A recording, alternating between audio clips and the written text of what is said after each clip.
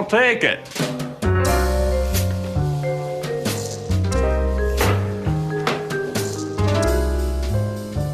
It's $1,200 a month. I don't mean to be rude, but you don't look like you can afford it. No offense. Well, none taken, panty waist.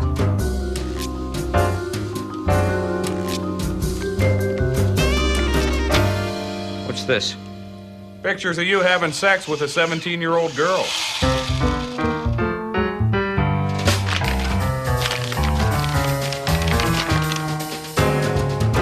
How the hell did you get these? Well, let's just say a mutual friend brought them to my attention. Mutual friend? The 17-year-old girl. I hired her to get you loaded and seduce you. Bring you back to the hotel, have sex. I was hiding in the closet taking pictures. Pretty smart, huh? She said she was 18. Well, 17, 18. I don't figure your wife or the board of directors is gonna care much either way. You didn't. Well, not yet, but I could. What do you want? Well, like you said, I can't afford it. That's blackmail. Yes, it is.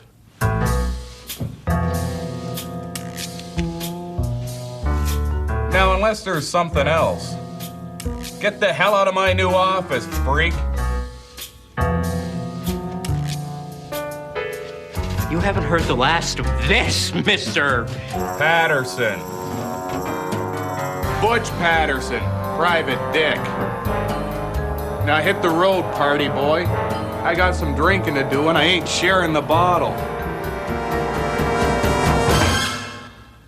Things were looking up. I'd spent the last few months working out of a cubicle in a bus station washroom. Not the kind of thing that instills confidence in a client. I needed to move uptown and this place fit the bill to a T. Maybe it wasn't impossible for a premature ejaculating alcoholic kleptomaniac private detective to catch a break in this city after all.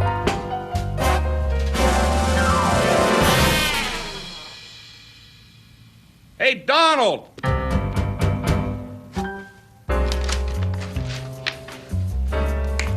How's about getting me some new suits to match my office? Maybe your wife can help you pick them out. Jerk.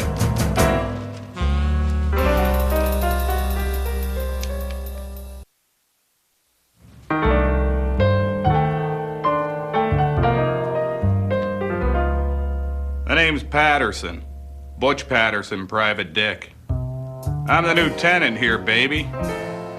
Before you get your girl spot all fired up, you should know I got a rule about having sex with employees.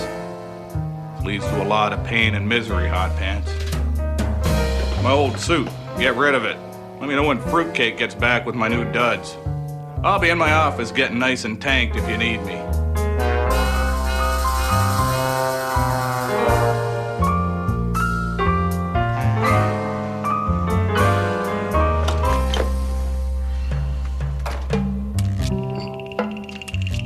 I was between cases and feeling it in the pocketbook. I'd had to take some time away from the business because of a morals charge and some community service. I'd been trying to get a hold of an old friend in the press named Blanche de Maurier. She was a crack investigative reporter, and I was hoping she could steer some work old Butchie's way. No dice. We hadn't exactly been on speaking terms the last few months. Like I'm the only guy who's ever gotten loaded and broken into her house to try on her underwear, and ended up passed out on the couch with a lit cigar and torch in the place. Dames, go figure. Blanche had moved and was keeping an unlisted number. I'm waiting. Tommy Rubella is a criminal. My job as a reporter, one of my jobs, is to investigate people and activities that are pertinent to the city. We have a responsibility to our readers. Your responsibility is to cover the stories that you were assigned to cover. Tommy Rubella's only crime is in having a better understanding of capitalism than most. This newspaper will not be used as a forum for your personal vendetta. But he's a criminal. If that's true, and I stress if, then it's a matter for the police. You're a good reporter, Blanche. But you're young. What I'm saying is, Don't try so hard. Let the facts tell the story, not the other way around. Is that everything? I like you, Blanche. Not in the usual way, but the way a circus clown likes to wear tight pants on his day off. What I'm trying to say is, don't ruin your career by trying to create a story that's not there. Your time will come.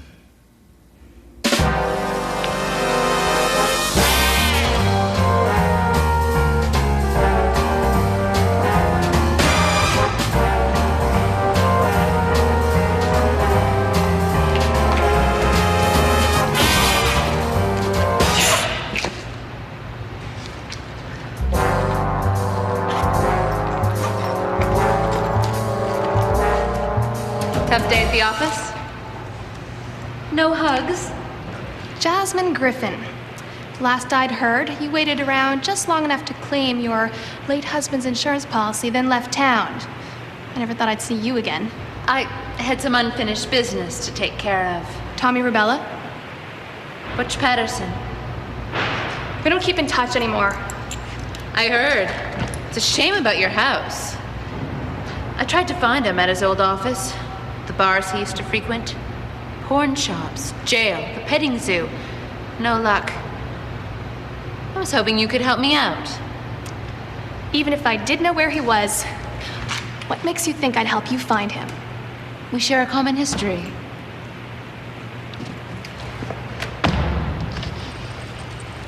You're a thief and a murderer. I don't associate with people like you. I don't know where Butch is, and I don't care. And even if I did, I wouldn't tell you. I know you think you've got it all figured out, but you're wrong. The night my husband died, you, Butch, Tommy, and Debbie were with him. I wasn't there. What? I know you think you've got it all figured out, but you're wrong. The night my husband died, you, Butch, Tommy, and Debbie were with him. I wasn't there. That hardly rules you out. Check the autopsy report. What do you mean? As much as I benefited from Vance's untimely demise, I couldn't have been the one who killed him. Drive safe, Blanche. And when you see Butch, tell him I want to talk to him.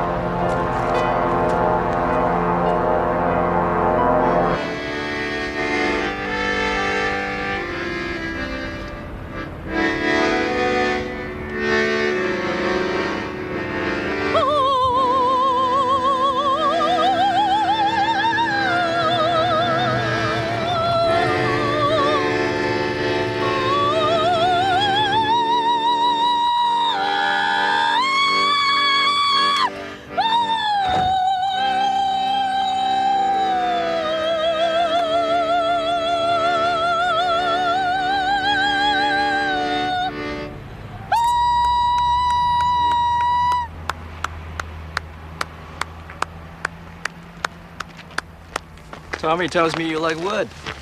I brought you this. You stay the hell away from my wife, Swede. I didn't mean nothing by it. Word around town is she likes a good piece of wood. I thought it would be a nice gesture. He's just making nice, Tommy. Nobody gives you wood but me. Pine? That's your idea of a Valentine's gift? Anyone can get pine. It's so common. I was just trying to make nice. And it was a lovely gesture. You should pay attention, Tommy, because you could learn a thing or two about the way to a woman's heart.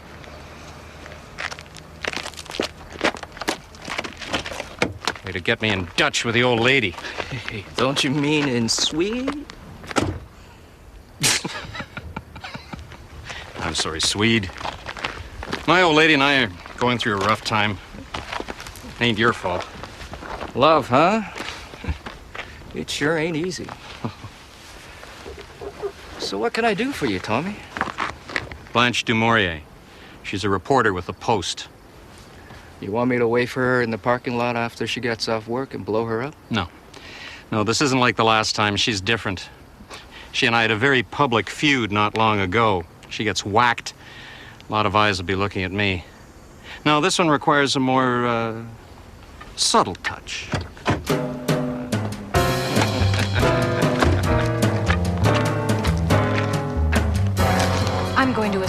forgot. So I'll take this opportunity to remind you about my birthday. You've got 79 shopping days left, and I want wood. Not just a piece of wood, but something made of wood. Something nice. And if you so much as think of getting me something made out of pine, I will squeeze the last living breath of life out of you myself.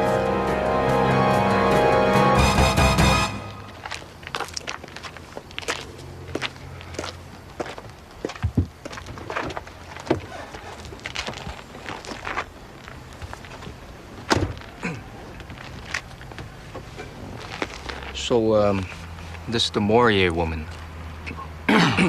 Yeah. I want you to get close to her, gain her trust, that kind of thing. I need to know what she knows about my business operations, my personal life. But no killing, right? Right. I was sort of hoping. You know how much I like killing. I'll tell you what. Let's do it my way for the time being. You get me the information I need, and I'll see what I can do about giving you the green light to kill her. You're the boss. You try telling that the old ball and chain.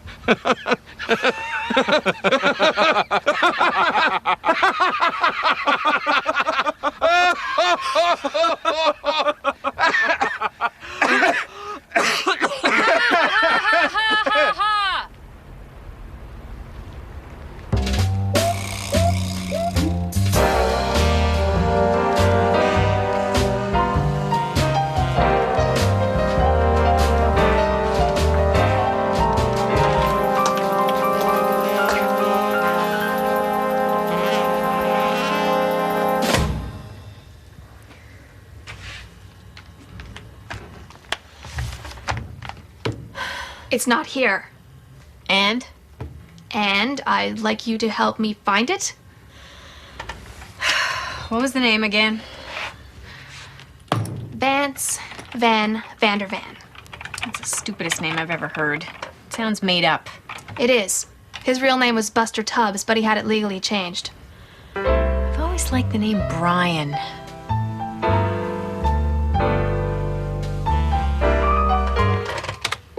Okay, yeah, here we are. If it was here the whole time, why the hell did you send me digging through all those files? Look, I'm afraid of getting carpal tunnel syndrome from typing so much, okay? I mean, already, my wrist, it's a little sore. I mean, writing and that hurts. That, see, I can really feel that right there.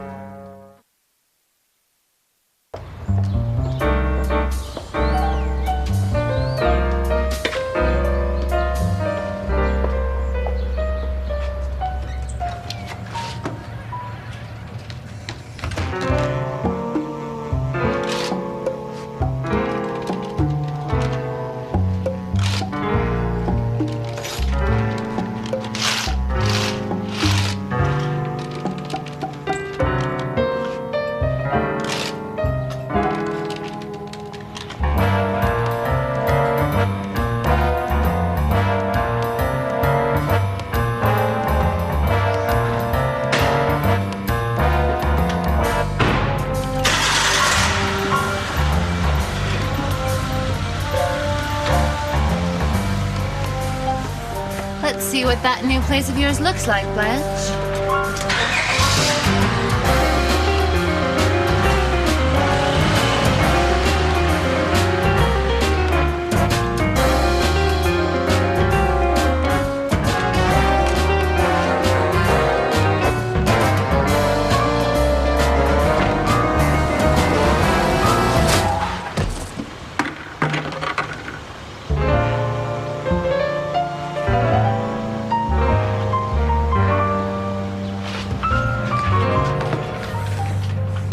Butch.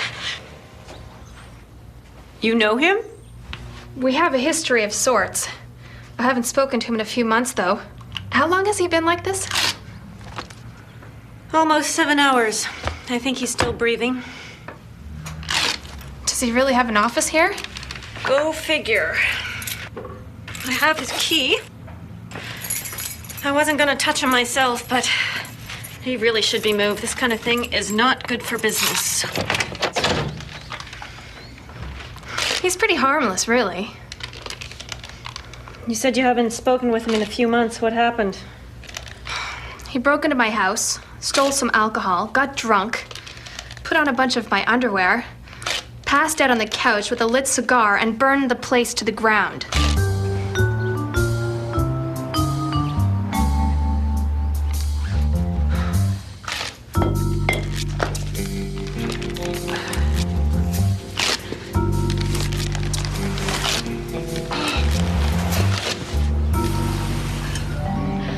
Well, well, well. Who'd have thought Blanche had it in her to lie? Top of your class. Very impressive. Although I'm sure you're going to have a long and successful career as a journalist. I'm afraid we're not hiring just now. I will, however, keep your resume on file. How about this? Let me shadow one of your reporters for a while. Learn the ins and outs of the business. I'm sure there must be someone on your staff that I could help out. Maybe liaison between them and you? Keep you abreast of everything.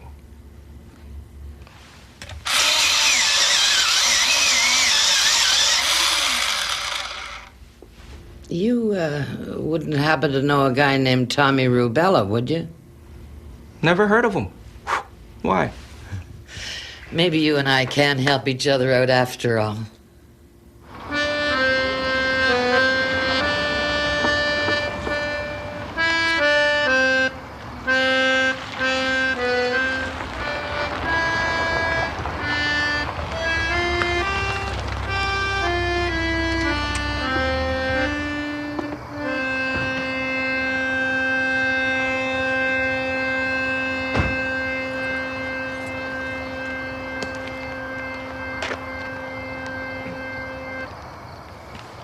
Hey, Swede.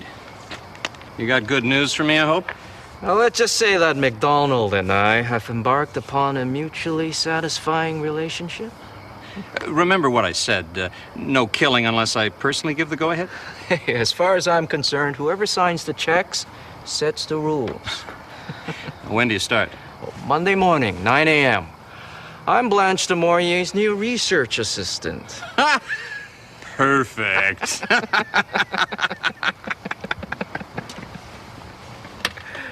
You didn't bring me any wood. Well, I just thought that, you know, after the last time, I didn't want Tommy to think nothing of, you know, I figured I'd keep everything strictly business.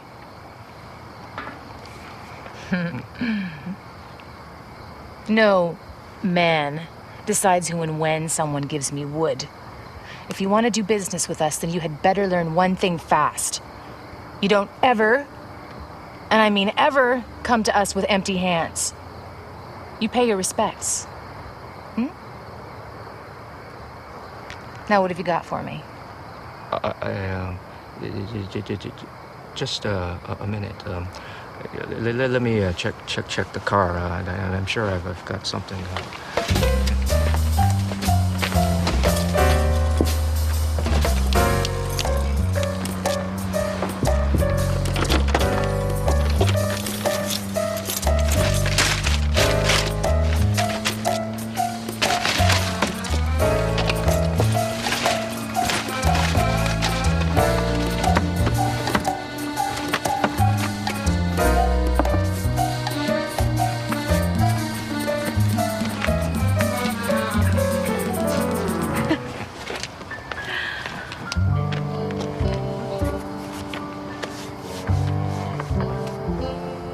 This is fiberboard.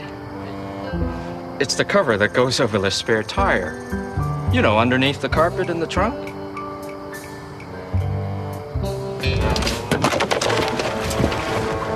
Because Tommy thinks so highly of you, I'm going to pretend this little error in judgment never occurred. But you've got some making up to do. And if this ever does happen again, I'll punch your goddamn face in!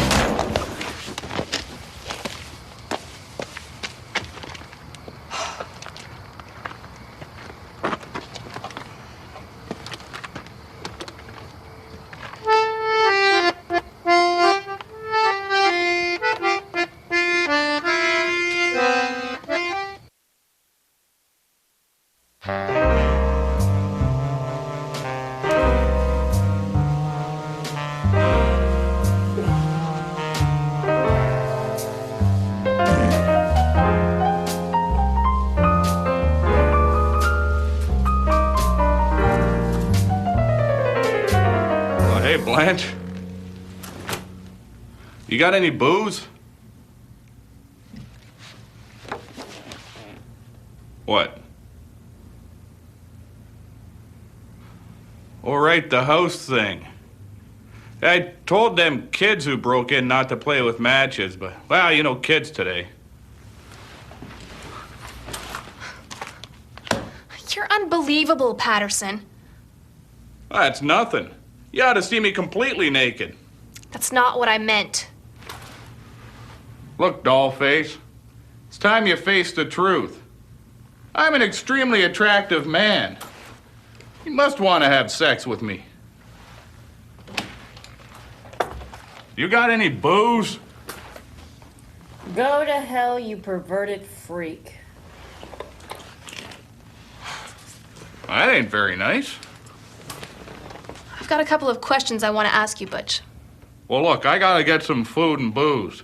Why don't we talk over dinner? Fine. There's a place around the corner. They got booze there? Yes. Sounds like my kind of place.